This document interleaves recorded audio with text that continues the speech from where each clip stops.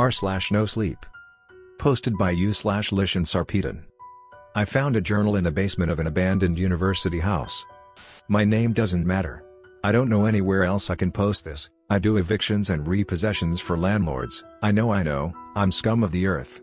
That's why my name doesn't matter. The last house we had a job at, all the tenants had just up and vanished without telling the landlord, and enough time had elapsed that we were set to clear all their shit out. I happened across the following account that had been scribbled into a notebook and left in the basement bathroom. I won't say anything else except. Just read it yourself. My name is Sam. Please consider these my final words. It's been 3 days since the party, and I don't know how much longer my food, or my sanity, will last. He, or whatever it is at this point, has been knocking at my door for the last 3 days, punctuated only by whispered attempts to convince me to open up, and the goddamn singing. My phone is dead, and the internet has been shut off, along with power to the basement. I don't even know why I'm scratching this account out, probably just to have something to occupy my mind while I wait for the end. I feel like I should be more scared, which at one point I suppose I was, but now it's just the constant dark, the endless knocking, and the tiny flame from my lighter as I sit here waiting. Just waiting. I live in a house with 3 roommates, well, maybe 3, though I suspect none are left at this point. I lived with 3 roommates, Roland, Ned, and Amy. Roland and Ned were philosophy majors like me, who I knew through a few shared classes. When, a few months ago, the 2 of them had asked me if I wanted to move into the house they were renting, I jumped at the chance to live in a house that promised to be full of good conversation. Oh, right, and Amy is Ned's girlfriend. I can't remember her major at this point, nursing maybe, not that it matters. It's an old house, built in the 40s or 50s on a drain swamp, smack in the middle of Edmonton, near a mall, the university, White Ave, and a train station. The location is great, and it was only $2,000 a month for the 4 of us. Ned and Amy took the top floor, Roland got the main floor, and I took the basement. We still shared the kitchen and living room, but, contrary to most roommate stories, we all got along great and never had any problems, until now of course, but I don't even know what to call the current situation if I'm being honest.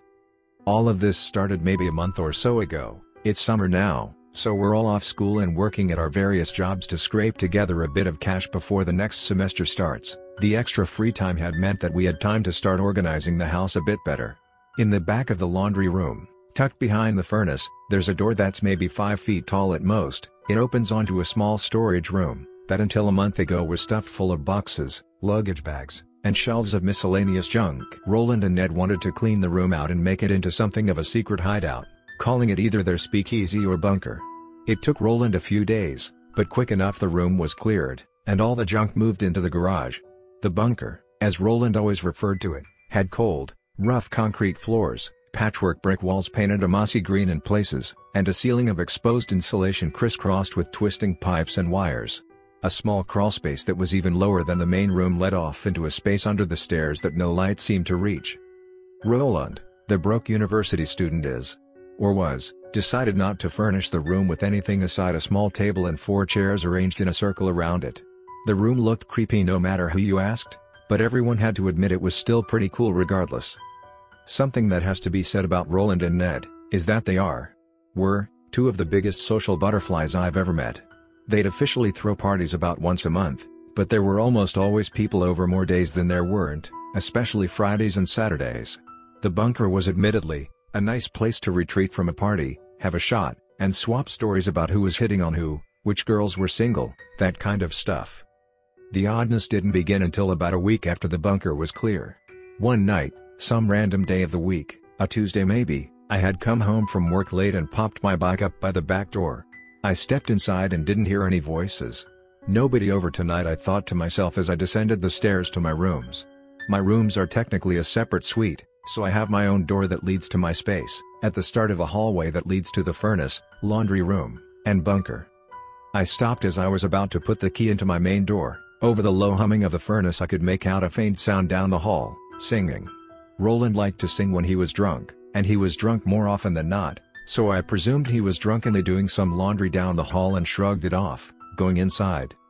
I play keyboard and guitar and like to record and mix my own music, so after a quick dinner I sat down to working on some music editing and shut the world out for a few hours. I stay up late, so I decided around 11 to do some laundry. I took my headphones off and took my basket out to the laundry room, where I heard it again, singing. It was definitely Roland singing, somewhat muffled and somewhat quiet, but singing nonetheless, and singing from the bunker. I couldn't tell you what song was being sung. Roland had some odd tastes in music, but I shrugged it off and threw my laundry in. As soon as I banged the washer door shut, the singing stopped, and I looked at the bunker door. I took a few steps over and knocked quietly at the door. "Yes?" Roland called through the door. I opened the door, and the room was pitch dark. The single light bulb dangling from the ceiling was off, with only the laundry room light throwing a few patches of light along with my shadow into the room. Roland was leaned back in a chair, his arms crossed, and his legs propped on another chair. He was still dressed in the business casual work clothes you typically saw him in, and a half-empty bottle of cheap whiskey stood on the table in front of him. "What you doing?" I asked, looking briefly around the cold dark room. He didn't answer me aside from nodding his head towards the bottle on the table, and then returning his eyes to mine. "All right," I said, breaking eye contact and giving a half-awkward smile as I shut the door behind me. Granted, me and Roland were never super close, but when we did chat he was always a lot more animated and chatty, especially if he had something to drink beforehand. The silence was odd, but I had seen him fall into a few contemplative states before, so I didn't pay too much mind to it. The next week was pretty much the same as usual. People came and went, and every few nights I would hear the faint singing coming from down the hall mixed in with the hum of the furnace or the drumming of the washing machine. The next odd event came maybe a week after the singing. I was laying on the couch in the living room, flipping randomly through YouTube videos, when I sat up with a sudden start to a voice behind me. "Hey Sam, how was work?" Roland said, standing at the door of the living room with a beer in each hand and a smile on his face. "Hey, sorry, scared me there. It was good, pretty slow," I replied with a quick smile. "Beer?" Roland asked, holding one of the cans out to me. "Sure, thanks," I said as I grabbed the can and cracked it open. "How was work for you today?" I asked but received no reply. I turned around after a few seconds to see that Roland was gone. I shook it off and went back to watching my videos, trying to push the odd feeling out of my head. Now you might ask what was so weird about this, and I wouldn't blame you if you didn't know Roland. The fact he had just appeared was what unnerved me.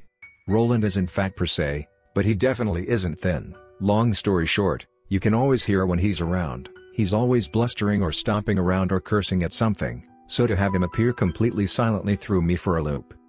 At this point, I was definitely feeling odd, and would only do my laundry during the day, trying whatever I could to keep away from Roland's bunker. I also kept a wary eye on the man himself, as he seemed to have become cheerier in the past 2 weeks. Where before he was social but often gruff, he was now nothing but smiles and small talk whenever you saw him and would have people over almost every night if he could manage it. The last straw that finally made me tell someone what was going on was a Friday night that I had come home from work, and entering through the front door I found Roland laying on the couch watching some old war movies on the TV. I had a brief chat with him before I went back to the basement, stopping briefly to grab a drink from the fridge. I froze halfway down the stairs and my heart began to race. I heard the singing. I must have stood paralyzed on that staircase for a good 5 minutes trying to rationalize how Roland could have made it downstairs past me, but try as I might, there was absolutely no way he could have soundlessly gone behind me while I was opening the fridge. I would have seen him. Slowly, legs trembling, I walked backwards up the stairs and slowly returned to the living room. The couch was empty, the TV still on. I looked around me, eyes wide. Am I going insane? I asked myself. I returned to the basement stairs again, and slowly descended them. Halfway down, the faint singing could be heard again. I fumbled in my pocket for my keys, hands shaking, and slammed my door open and closed so quickly that I surprised even myself. I immediately took out my phone and texted Ned and Amy, asking them if they had noticed Roland acting weird in the last few weeks. Both of them replied that they hadn't really, aside from the fact he seemed happier. They never hear the singing, I thought to myself. Ned knew Roland better than I did, so I asked him if he could talk to Roland and ask him how things were going, which he agreed to. I felt a bit better at that point, after which doubt began to creep in. He's what? Happy, quiet, and has started singing. What the hell is creeping me out so much? I couldn't rationalize my fear to myself. Something was off, but I couldn't put my finger on what exactly it was. As I got into bed, I received a final text from Ned asking where Roland was, and when I told him he was in the bunker, he replied that him and Amy would go have a chat with him. I woke up late the next day, Having tossed and turned all night, unable to get to sleep, with one or two nightmares that consisted of nothing but Roland singing his strange songs in his strange room. I emerged from the basement late into the afternoon and found my roommates all busily cleaning up the house. Right, Saturday, party night. I thought to myself. Everyone said good morning as I made myself some coffee, and Ned winked at me when the other two weren't looking. I sighed in relief, hoping that maybe I wasn't crazy, and that Ned could fill me in later how the conversation went. I helped with some cleaning before I parked myself on the couch to wait for the party to start, and lost myself in binge watching some shows on Netflix. By 9 o'clock, the party was in full swing, with maybe some 30 or 40 people over at the house.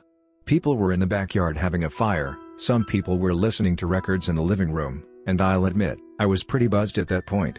After chatting with the people around the fire for a bit, I got the impulse to bring out my guitar, and before you say it, I know, I'm one of those guys. I stumbled back inside and made it halfway down the basement stairs before my heart turned to ice in my chest and my stomach dropped. It was the singing. But it wasn't just one voice. It was three. It sounded as though Amy and Ned had both joined into the chorus. Nope, nope, nope, nope, nope.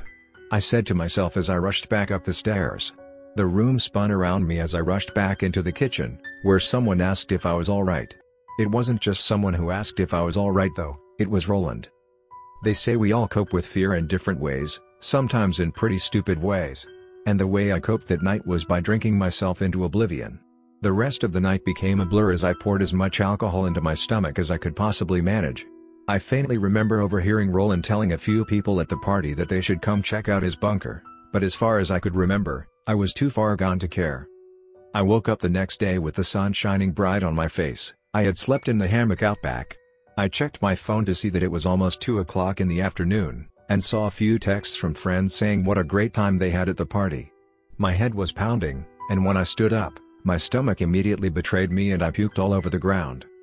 I managed to stumble back downstairs through the mess of empty beer cans and solo cups that littered, well, everything, and made it back to my bed. My back hurt, my head hurt, my stomach hurt, everything hurt. I fell back into a terrible sleep that was nothing but nightmares, nightmares of strange singing from the strange room, with infinite voices, the voices of the entire world joined to the chorus, drowning out my smallest thought. It wasn't a dream. God, I wish it was a dream. I woke again when it was dark. It was pitch black outside of my tiny basement window, but the noise was overwhelming. The singing of dozens of voices was echoing throughout the entire house.